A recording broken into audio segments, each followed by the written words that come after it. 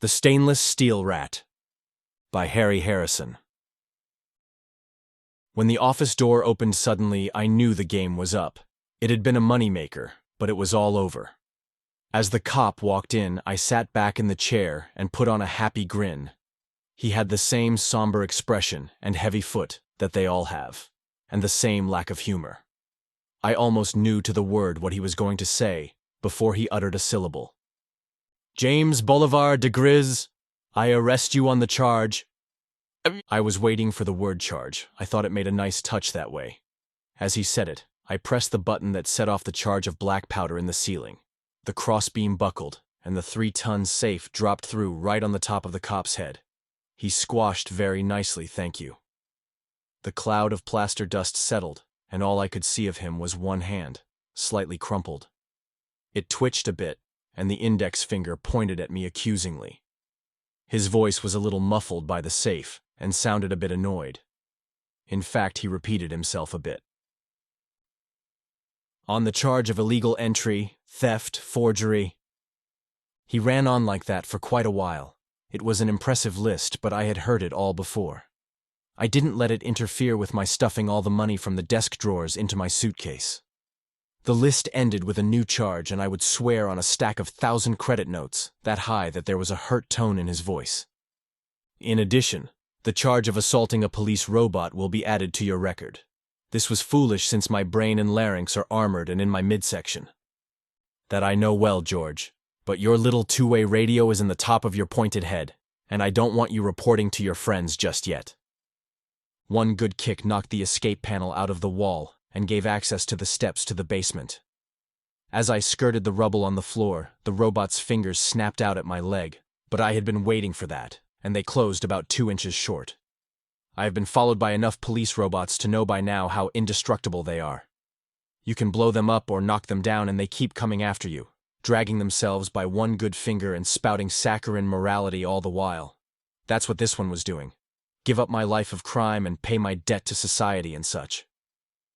I could still hear his voice echoing down the stairwell as I reached the basement. Every second was timed now. I had about 3 minutes before they would be on my tail, and it would take me exactly 1 minute and 8 seconds to get clear of the building. That wasn't much of a lead, and I would need all of it. Another kick panel opened out into the label removing room. None of the robots looked up as I moved down the aisle. I would have been surprised if they had. They were all low-grade M types, short on brains and good only for simple, repetitive work. That was why I hired them. They had no curiosity as to why they were taking the labels off the filled cans of Azote fruits, or what was at the other end of the moving belt that brought the cans through the wall. They didn't even look up when I unlocked the door, that was never unlocked, that led through the wall. I left it open behind me as I had no more secrets now. Keeping next to the rumbling belt, I stepped through the jagged hole I had chopped in the wall of the government warehouse. I had installed the belt too. This and the hole were the illegal acts that I had to do myself. Another locked door opened into the warehouse itself. The automatic forklift truck was busily piling cans onto the belt and digging fresh ones out of the ceiling-high piles. This forklift had hardly enough brains to be called a robot. It just followed taped directions to load the cans. I stepped around it and dog-trotted down the aisle. Behind me, the sounds of my illegal activity died away. It gave me a warm feeling to still hear it going full blast like that. It had been one of the nicest little rackets I had ever managed. For a small capital outlay, I had rented the warehouse that backed on the government warehouse. A simple hole in the wall, and I had access to the entire stock of stored goods. Long-term supplies that I knew would be untouched for months or years in a warehouse this size. Untouched, that is, until I came along. After the hole had been made and the belt installed, it was just a matter of business. I hired the robots to remove the old labels and substitute the colorful ones I had printed. Then, I marketed my goods in a strictly legal fashion. My stock was the best, and due to my imaginative operation, my costs were very low. I could afford to undersell my competitors and still make a handsome profit. The local wholesalers had been quick to sense a bargain, and I had orders for months ahead. It had been a good operation, and could have gone on for quite a while. I stifled that train of thought before it started. One lesson that has to be remembered in my line of business is that when an operation is over, it is over. The temptation to stay just one more day or to cash just one more check can be almost overwhelming. Ah, how well I know. I also know that it is also the best way to get better acquainted with the police. Turn your back and walk away. And live to graft another day. That's my motto, and it's a good one. I got where I am because I stuck to it. And daydreams aren't part of getting away from the police. I pushed all thoughts from my mind as I reached the end of the aisle. The entire area outside must have been swarming with cops by this time, and I had to move fast and make no mistakes. A fast look right and left. Nobody in sight. 2 steps ahead and pressed the elevator button. I had put a meter on this back elevator, and it showed that the thing was used once a month on the average. It arrived in about 3 seconds, empty, and I jumped in, thumbing the roof button at the same time. The ride seemed to go on forever, but that was just subjective. By the record, it was exactly 14 seconds. This was the most dangerous part of the trip. I tightened up as the elevator slowed. My .75 caliber recoilless was in my hand. That would take care of one cop, but no more. The door shuffled open, and I relaxed. Nothing. They must have the entire area covered on the ground, so they hadn't bothered to put cops on the roof. In the open air now, I could hear the sirens for the first time. A wonderful sound. They must have had half of the entire police force out from the amount of noise they were making. I accepted it as any artist accepts tribute. The board was behind the elevator shaft where I had left it. A little weather-stained, but still strong. A few seconds to carry it to the edge of the parapet and reach it across to the next building. Gently, this was the one dangerous spot where speed didn't count. Carefully onto the end of the board, the suitcase held against my chest to keep my center of gravity over the board. 1 step at a time. 1,000-foot drop to the ground. If you don't look down, you can't fall. Over. Time for speed. The board behind the parapet. If they didn't see it at first, my trail would be covered for a while at least. 10 fast steps, and there was the door to the stairwell. It opened easily, and it better have. I had put enough oil on the hinges. Once inside, I threw the bolt and took a long, deep breath. I wasn't out of it yet, but the worst part, where I ran the most risk, was past. 2 uninterrupted minutes here, and they would never find James Bolivar, alias Slippery Jim DeGriz. The stairwell at the roof was a musty, badly lit cubicle that was never visited. I had checked it carefully a week before for phono and optic bugs, and it had been clear. The dust looked undisturbed, except for my own footprints. I had to take a chance that it hadn't been bugged since then. The calculated risk must be accepted in this business. Goodbye, James DeGriz. Weight 98 kilos. Age about 45. Thick in the middle and heavy in the jowls. A typical businessman whose picture graces the police files of 1,000 planets. Also, his fingerprints. They went first. When you wear them, they feel like a second skin. A touch of solvent, though, and they peel off like a pair of transparent gloves. All my clothes next, and then the girdle in reverse, that lovely paunch that straps around my belly and holds 20 kilos of lead mixed with thermite. A quick wipe from the bottle of bleach and my hair was its natural shade of brown, the eyebrows too. The nose plugs and cheek pads hurt coming out, but that only lasts a second. Then the blue-eyed contact lenses. This process leaves me mother naked, and I always feel as if I have been born again. In a sense, it is true. I had become a new man. 20 kilos lighter. 10 years younger and with a completely different description. The large suitcase held a complete change of clothes and a pair of dark-rimmed glasses that replaced the contact lenses. All the loose money fitted neatly into a briefcase. When I straightened up, I really felt as if 10 years had been stripped from me. I was so used to wearing that weight that I never noticed it, until it was gone. Put a real spring in my step. The thermite would take care of all the evidence. I kicked it all into a heap and triggered the fuse. It caught with a roar, and bottles, clothes, bag, shoes, weights, et al. Burned with a cheerful glare. The police would find a charred spot on the cement, and microanalysis might get them a few molecules off the walls, but that was all they would get. The glare of the burning thermite threw jumping shadows around me as I walked down 3 flights to the 112th floor. Luck was still with me. There was no one on the floor when I opened the door. 1 minute later, the express elevator let me and a handful of other business types out into the lobby. Only one door was open to the street and a portable TV camera was trained on it. No attempt was being made to stop people from going in and out of the building. Most of them didn't even notice the camera and the little group of cops around it. I walked towards it at an even pace. Strong nerves count for a lot in this business. For one instant I was square in the field of that cold glass eye. Then I was past. Nothing happened, so I knew I was clear. That camera must have fed direct to the main computer at police headquarters. If my description had been close enough to the one they had on file, those robots would have been notified, and I would have been pinned before I had taken a step. You can't outmove a computer-robot combination, not when they move and think in microseconds. But you can outthink them. I had done it again. A cab took me about 10 blocks away. I waited until it was out of sight, then took another one. It wasn't until I was in the third cab that I felt safe enough to go to the space terminal. The sounds of sirens were growing fainter and fainter behind me, and only an occasional police car tore by in the opposite direction. They were sure making a big fuss over a little larceny, but that's the way it goes on these over-civilized worlds. Crime is such a rarity now that the police really get carried away when they run across some. In a way, I can't blame them. Giving out traffic tickets must be an awful dull job. I really believe they ought to thank me for putting a little excitement in their otherwise dull lives. It was a nice ride to the spaceport, being located, of course, far out of town. I had time to lean back and watch the scenery and gather my thoughts. Even time to be a little philosophical. For one thing, I could enjoy a good cigar again. I smoked only cigarettes in my other personality, and never violated that personality, even in strictest privacy. The cigars were still fresh in the pocket humidor where I had put them 6 months ago.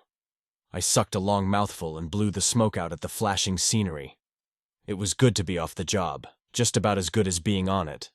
I could never make my mind up which period I enjoyed more. I guess they are both right at the time. My life is so different from that of the overwhelming majority of people in our society that I doubt if I could even explain it to them. They exist in a fat, rich union of worlds that have almost forgotten the meaning of the word crime. There are few malcontents, and even fewer that are socially maladjusted. The few that are still born in spite of centuries of genetic control are caught early, and the aberration quickly adjusted. Some don't show their weakness until they are adults. They are the ones who try their hand at petty crime, burglary, shoplifting, or such. They get away with it for a week or two or a month or two, depending on the degree of their native intelligence.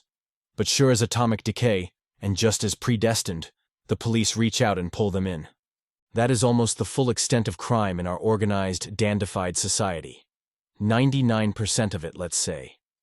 It is that last and vital 1% that keeps the police departments in business. That 1% is me and a few others like me, a handful of men scattered around the galaxy. Theoretically, we can't exist, and if we do exist, we can't operate. But we do. We are the rats in the wainscoting of society. We operate outside of their barriers and outside of their rules. Society had more rats when the rules were looser, just as the old wooden buildings had more rats than the concrete buildings that came later. But they still had rats. Now that society is all ferroconcrete and stainless steel, there are fewer gaps between the joints, and it takes a smart rat to find them. A stainless steel rat is right at home in this environment. It is a proud and lonely thing to be a stainless steel rat, and it is the greatest experience in the galaxy if you can get away with it. The sociological experts can't seem to agree why we exist. Some even doubt that we do.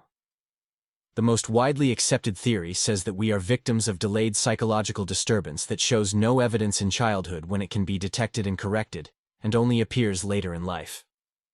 I have naturally given a lot of thought to the topic, and I don't hold with that idea at all.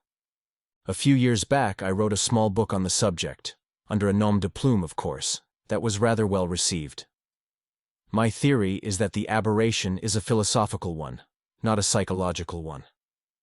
At a certain stage, the realization striked through that one must either live outside of society's bonds or die of absolute boredom. There is no future or freedom in the circumscribed life, and the only other life is complete rejection of the rules. There is no longer room for the soldier of fortune or the gentleman adventurer who can live both within and outside of society. Today, it is all or nothing. To save my own sanity, I chose the nothing. The cab just reached the spaceport as I hit on this negative line of thought, and I was glad to abandon it. Loneliness is the thing to fear in this business. That and self-pity can destroy you if they get the upper hand. Action has always helped me. The elation of danger and escape always clears my mind. When I paid the cab, I shortchanged the driver right under his nose, palming one of the credit notes in the act of handing it to him. He was blind as a riveted bulkhead. His gullibility had me humming with delight. The tip I gave him more than made up the loss, since I only do this sort of petty business to break the monotony. There was a robot clerk behind the ticket window. He had that extra third eye in the center of his forehead that meant a camera. It clicked slightly as I purchased a ticket recording my face and destination. A normal precaution on the part of the police. I would have been surprised if it hadn't happened. My destination was Intersystem, so I doubted if the picture would appear any place except in the files. I wasn't making an interstellar hop this time, as I usually did after a big job. It wasn't necessary. After a job, a single world or a small system is too small for more work. But Beta Cygnus has a system of almost 20 planets, all with terrified weather.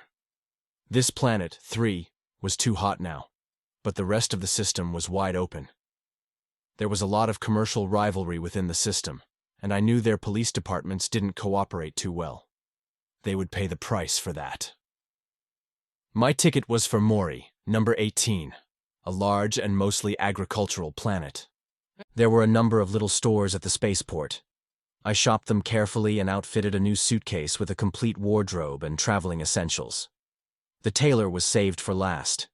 He ran up a couple of traveling suits and a formal kilt for me, and I took them into the fitting booth.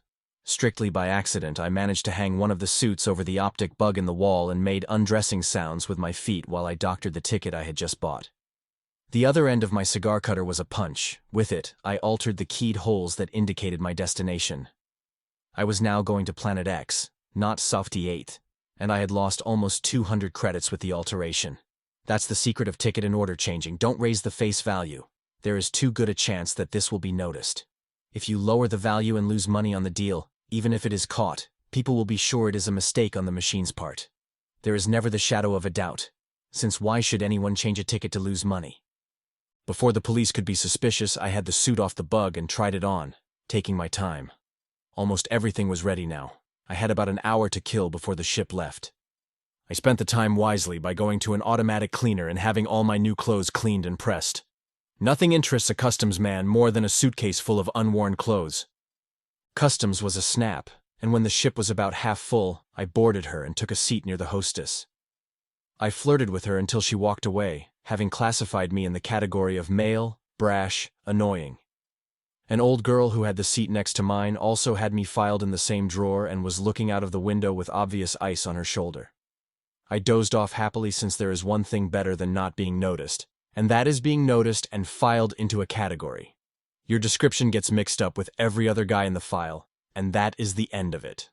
When I woke up, we were almost to Planet X. I half-dozed in the chair until we touched down, then smoked a cigar while my bag cleared customs. My locked briefcase of money raised no suspicions, since I had foresightedly forged papers 6 months ago with my occupation listed as bank messenger.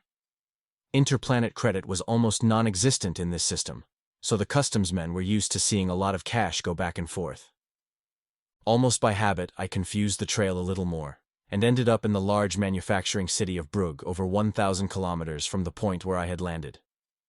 Using an entirely new set of identification papers, I registered at a quiet hotel in the suburbs. Usually after a big job like this, I rest up for a month or two. This was one time, though, I didn't feel like a rest. While I was making small purchases around town to rebuild the personality of James DeGriz, I was also keeping my eyes open for new business opportunities. The very first day I was out, I saw what looked like a natural, and each day it looked better and better.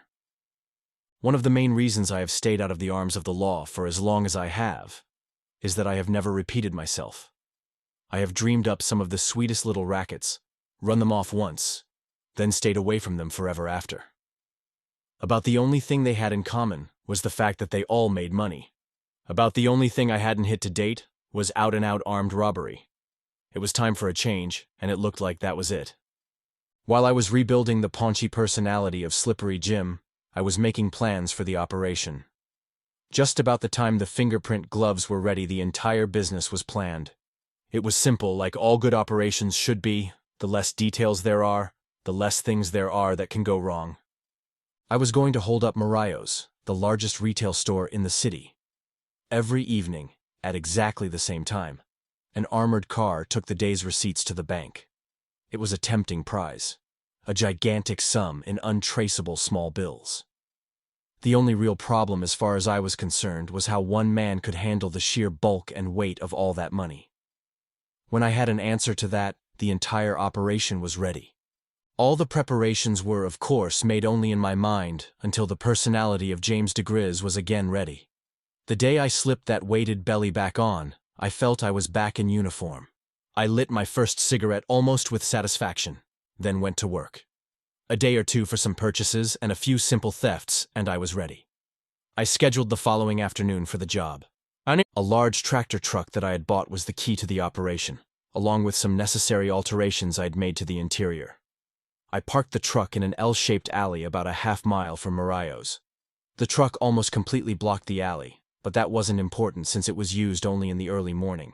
It was a leisurely stroll back to the department store. I reached it at almost the same moment that the armored truck pulled up. I leaned against the wall of the gigantic building while the guards carried out the money. My money. To someone of little imagination, I suppose it would have been an awe-inspiring sight. At least 5 armed guards standing around the entrance, 2 more inside the truck, as well as the driver and his assistant. As an added precaution, there were 3 motorcycles purring next to the curb. They would go with the truck as protection on the road. Oh, very impressive. I had to stifle a grin behind my cigarette when I thought about what was going to happen to those elaborate precautions. I had been counting the hand trucks of money as they rolled out of the door. There were always 15, no more, no less. This practice made it easy for me to know the exact time to begin. Just as 14 was being loaded into the armored truck, load number 15 appeared in the store entrance. The truck driver had been counting the way I had. He stepped down from the cab and moved to the door in the rear in order to lock it when loading was finished. We synchronized perfectly as we strolled by each other. At the moment he reached the rear door, I reached the cab. Quietly and smoothly, I climbed up into it and slammed the door behind me. The assistant had just enough time to open his mouth and pop his eyes when I placed an anesthetic bomb on his lap. He slumped in an instant. I was, of course, wearing the correct filter plugs in my nostrils. As I started the motor with my left hand, I threw a larger bomb through the connecting window to the rear with my right. There were some reassuring thumps as the guards there dropped over the bags of change. This entire process hadn't taken 6 seconds. The guards on the steps were just waking up to the fact that something was wrong. I gave them a cheerful wave through the window and gunned the armored truck away from the curb. One of them tried to run and throw himself through the open rear door, but he was a little too late. It all had happened so fast that not one of them had thought to shoot. I had been sure there would be a few bullets. The sedentary life on these planets does slow the reflexes. The monocycle drivers caught on a lot faster. They were after me before the truck had gone 100 feet. I slowed down until they had caught up, then stamped on the accelerator, keeping just enough speed so they couldn't pass me. Their sirens were screaming, of course, and they had their guns working. It was just as I had planned. We tore down the street like jet racers, and the traffic melted away before us. They didn't have time to think and realize that they were making sure the road was clear for my escape. The situation was very humorous, and I'm afraid I chuckled out loud as I tooled the truck around the tight corners. Of course, the alarm had been turned in, and the roadblocks must have been forming up ahead. But that half-mile went by fast at the speed we were doing. It was a matter of seconds before I saw the alley mouth ahead. I turned the truck into it, at the same time pressing the button on my pocket shortwave. Along the entire length of the alley, my smoke bombs ignited. They were, of course, homemade, as was all my equipment. Nevertheless, they produced an adequately dense cloud in that narrow alley. I pulled the truck a bit to the right until the fenders scraped the wall, and only slightly reduced my speed. This way I could steer by touch. The motorcycle drivers, of course, couldn't do this, and had the choice of stopping or rushing headlong into the darkness. I hope they made the right decision, and none of them were hurt. The same radio impulse that triggered the bombs was supposed to have opened the rear door of the trailer truck up ahead and dropped the ramp. It had worked fine when I had tested it. I could only hope now that it did the same in practice. I tried to estimate the distance I had gone in the alley by timing my speed, but I was a little off. The front wheels of the truck hit the ramp with a destructive crash, and the armored truck bounced rather than rolled into the interior of the larger van. I was jarred around a bit and had just enough sense left to jam on the brakes before I plowed right through into the cab. Smoke from the bombs made a black midnight of everything. That and my shaken-up brains almost ruined the entire operation. Valuable seconds went by while I leaned against the truck wall trying to get oriented. I don't know how long it took. When I finally did stumble back to the rear door, I could hear the guards' voices calling back and forth through the smoke.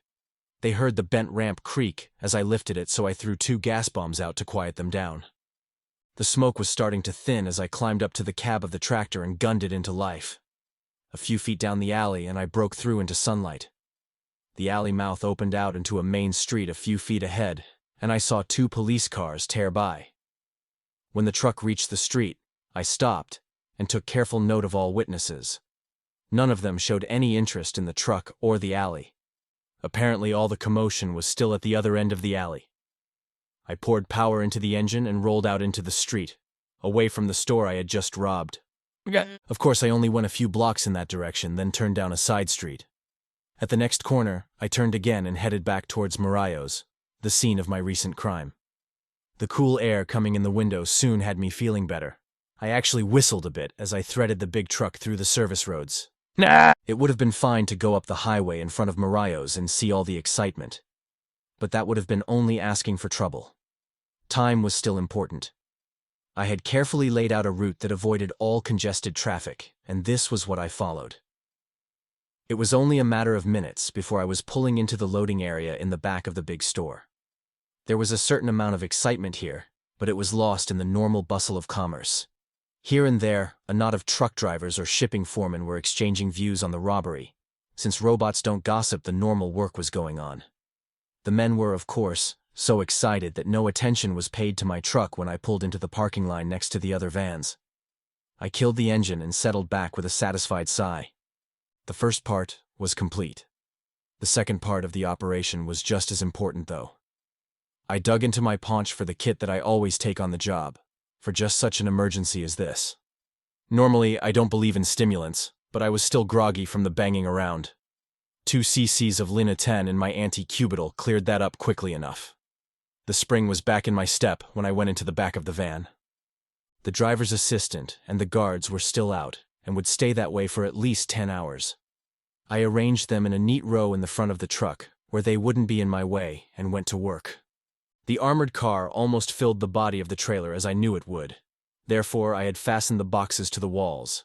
They were fine, strong shipping boxes with Morayo's printed all over them. It was a minor theft from their warehouse that should go unnoticed. I pulled the boxes down and folded them for packing. I was soon sweating and had to take my shirt off as I packed the money bundles into the boxes. It took almost 2 hours to stuff and seal the boxes with tape. Every 10 minutes or so, I would check through the peephole in the door. Only the normal activities were going on. The police undoubtedly had the entire town sealed and were tearing it apart building by building looking for the truck. I was fairly sure that the last place they would think of looking was the rear of the robbed store. The warehouse that had provided the boxes had also provided a supply of shipping forms. I fixed one of these on each box, addressed to different pickup addresses and marked paid, of course, and was ready to finish the operation. It was almost dark by this time. However, I knew that the shipping department would be busy most of the night. The engine caught on the first revolution, and I pulled out of the parking rank and backed slowly up to the platform. There was a relatively quiet area where the shipping dock met the receiving dock. I stopped the trailer as close to the dividing line as I could. I didn't open the rear door until all the workmen were faced in a different direction. Even the stupidest of them would have been interested in why a truck was unloading the firm's own boxes.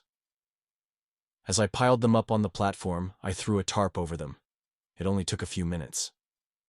Only when the truck gates were closed and locked did I pull off the tarp and sit down on the boxes for a smoke. It wasn't a long wait.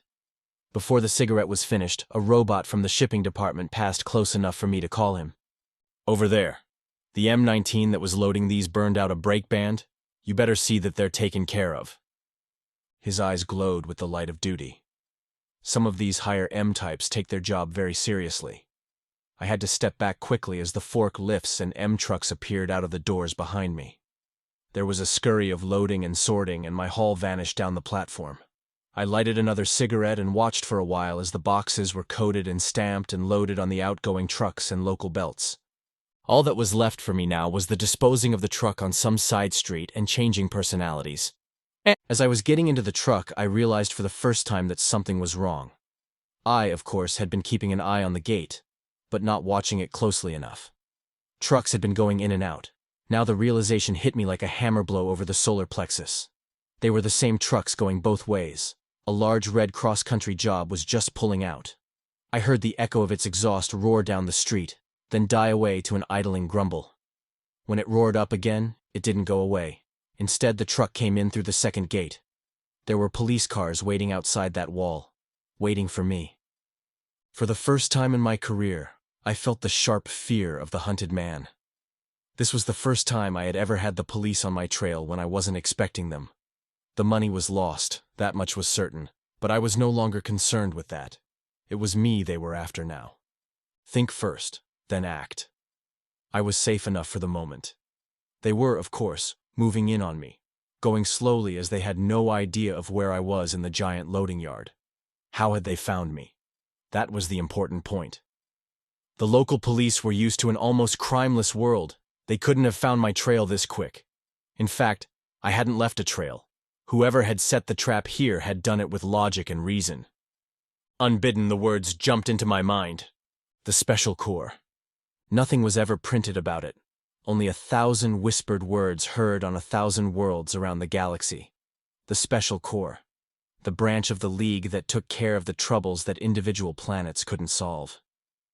The Corps was supposed to have finished off the remnants of Haskell's raiders after the peace, of putting the illegal T&Z traders out of business, of finally catching Inskip. And now they were after me. They were out there waiting for me to make a break. They were thinking of all the ways out just as I was, and they were blocking them. I had to think fast, and I had to think right. Only 2 ways out. Through the gates or through the store. The gates were too well covered to make a break. In the store there would be other ways out. It had to be that way. Even as I made the conclusion, I knew that other minds had made it too. That men were moving in to cover those exits. That thought brought fear, and made me angry as well. The very idea that someone could outthink me was odious. They could try all right, but I would give them a run for their money. I still had a few tricks left. First, a little misdirection. I started the truck, left it in low gear, and aimed it at the gate. When it was going straight, I locked the steering wheel with the friction clamp and dropped out the far side of the cab and strolled back to the warehouse. Once inside, I moved faster. Behind me, I heard some shots, a heavy crump, and a lot of shouting. That was more like it. The night locks were connected on the doors that led to the store proper. An old-fashioned alarm that I could disconnect in a few moments. My pick locks opened the door and I gave it a quick kick with my foot and turned away. There were no alarm bells, but I knew that somewhere in the building an indicator showed that the door was opened. As fast as I could run, I went to the last door on the opposite side of the building. This time I made sure the alarm was disconnected before I went through the door. I locked it behind me. It is the hardest job in the world to run and be quiet at the same time.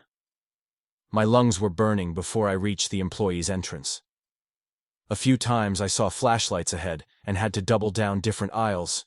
It was mostly luck that I made it without being spotted. There were 2 men in uniform standing in front of the door I wanted to go out. Keeping as close to the wall as I could, I made it to within 20 feet of them before I threw the gas grenade.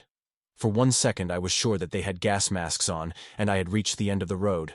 Then they slumped down. One of them was blocking the door. I rolled him aside and slid it open a few inches. The searchlight couldn't have been more than 30 feet from the door. When it flashed on, the light was more pain than glare. I dropped the instant it came on, and the slugs from the machine pistol ate a line of glaring holes across the door. My ears were numb from the roar of the exploding slugs, and I could just make out the thud of running footsteps.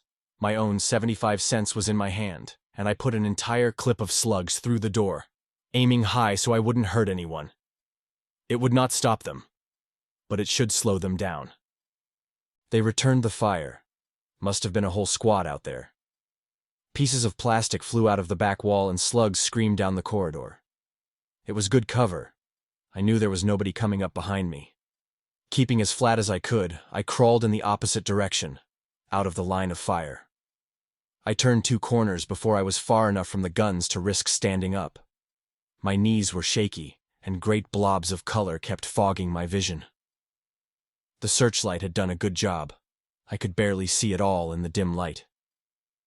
I kept moving slowly, trying to get as far away from the gunfire as possible. The squad outside had fired as soon as I had opened the door.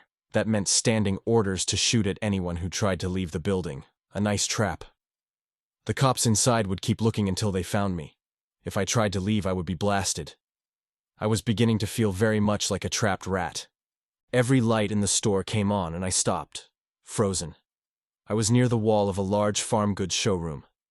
Across the room from me were 3 soldiers. We spotted each other at the same time. I dived for the door with bullets slapping all around me. The military was in it too. They sure must have wanted me bad. A bank of elevators was on the other side of the door, and stairs leading up. I hit the elevator in one bounce and punched the sub-basement button, and just got out ahead of the closing doors. The stairs were back towards the approaching soldiers. I felt like I was running right into their guns. I must have made the turn into the stairs a split second ahead of their arrival. Up the stairs and around the first landing before they were even with the bottom. Luck was still on my side. They hadn't seen me and were sure I had gone down. I sagged against the wall, listening to the shouts and whistle blowing as they turned the hunt towards the basement. There was one smart one in the bunch. While the others were all following the phony trail, I heard him start slowly up the stairs. I didn't have any gas grenades left. All I could do was climb up ahead of him, trying to do it without making a sound.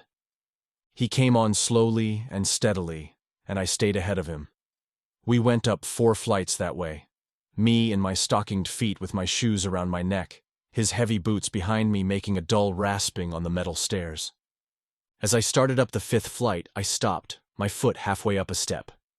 Someone else was coming down, someone wearing the same kind of military boots. I found the door to the hall, opened it behind me, and slipped through. There was a long hall in front of me lined with offices of some kind. I began to run the length of it, trying to reach a turning before the door behind me could open and those exploding slugs tear me in half. The hall seemed endless, and I suddenly realized I would never make it to the end in time. I was a rat looking for a hole, and there was none. The doors were locked, all of them. I tried each as I came to it, knowing I would never make it. That stairwell door was opening behind me and the gun was coming up. I didn't dare turn and look, but I could feel it. When the door opened under my hand, I fell through before I realized what had happened. I locked it behind me and leaned against it in the darkness, panting like a spent animal.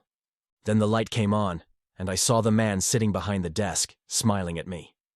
There is a limit to the amount of shock the human body can absorb.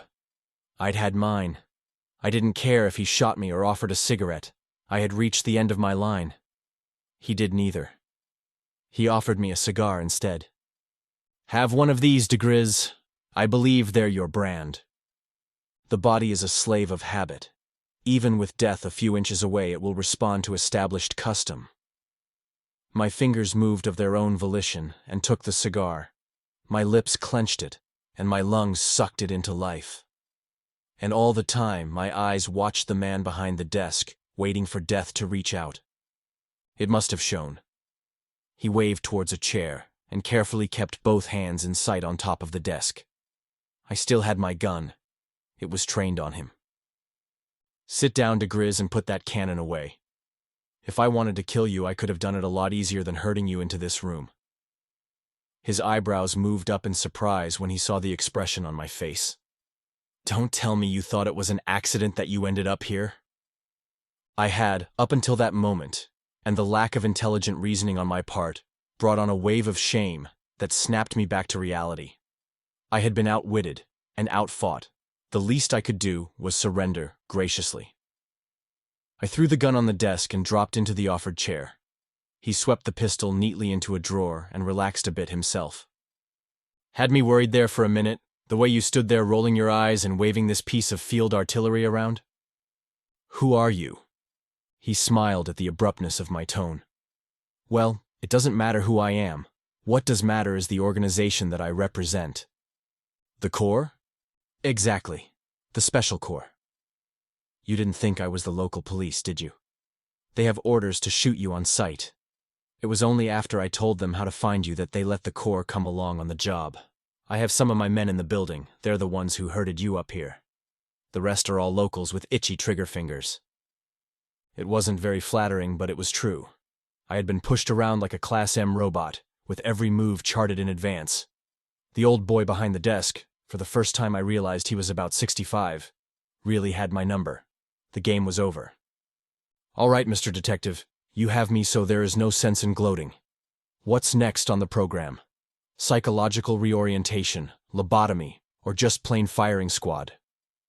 None of those, I'm afraid. I am here to offer you a job on the Corps. The whole thing was so ludicrous that I almost fell out of the chair laughing. Mr. James Digriz, the interplanet thief working as a policeman. It was just too funny. The other one sat patiently, waiting until I was through. I will admit it has its ludicrous side, but only at first glance. If you stop to think, you will have to admit that who is better qualified to catch a thief than another thief? There was more than a little truth in that, but I wasn't buying my freedom by turning stool pigeon. An interesting offer, but I'm not getting out of this by playing the rat. There is even a code among thieves, you know. That made him angry. He was bigger than he looked sitting down, and the fist he shook in my face was as large as a shoe. What kind of stupidity do you call that? It sounds like a line out of a TV thriller. You've never met another crook in your whole life and you know it. And if you did, you would cheerfully turn him in if you could make a profit on the deal. The entire essence of your life is individualism. That and the excitement of doing what others can't do. Well, that's over now, and you better start admitting it to yourself. You can no longer be the interplanet playboy you used to be, but you can do a job that will require every bit of your special talents and abilities. Have you ever killed a man? His change of pace caught me off guard. I stumbled out an answer. No. Not that I know of. Well, you haven't, if that will make you sleep any better at night. You're not a homicidal. I checked that on your record before I came out after you. That is why I know you will join the Corps and get a great deal of pleasure out of going after the other kind of criminal who is sick, not just socially protesting. The man who can kill and enjoy it. He was too convincing. He had all the answers. I had only one more argument and I threw it in with the air of a last-ditch defense. What about the Corps? If they ever find out you are hiring half-reformed criminals to do your dirty work, we will both be shot at dawn. This time it was his turn to laugh. I could see nothing funny, so I ignored him until he was finished. In the first place, my boy, I am the Corps, at least the man at the top. And what do you think my name is? Harold Peters Inskip, that's what it is. Not the Inskip that... The same. Inskip the Uncatchable. The man who looted the Farsidian II in mid-flight and pulled all those other deals I'm sure you read about in your misspent youth. I was recruited just the way you were. He had me on the ropes. He must have seen my rolling eyes, so he moved in for the kill. And who do you think the rest of our agents are? I don't mean the bright-eyed grads of our technical schools, like the ones on my squad downstairs. I mean the full agents, the men who plan the operations, do the preliminary field work, and see that everything comes off smoothly. They're crooks. All crooks. The better they were on their own, the better a job they do for the Corps. It's a great, big, brawling universe, and you would be surprised at some of the problems that come up. The only men we can recruit to do the job are the ones who have already succeeded at it. Are you on? It had happened too fast and I hadn't had time to think. I would probably go on arguing for an hour, but way down in the back of my mind the decision had been made. I was going to do it. I couldn't say no. There was the beginning of a warm glow, too. The human race is gregarious. I knew that even though I had been denying it for years. I was going to keep on doing the loneliest job in the universe, only I wasn't going to be doing it alone. The end. Best Audiobooks for Free hopes that you have enjoyed this production of The Stainless Steel Rat by Harry Harrison. Please subscribe to our channel on YouTube and Rumble, as your subscription is the support we need to create more great free content. Please look to our website at bestaudiobooksforfree.com for a complete list of our audiobooks.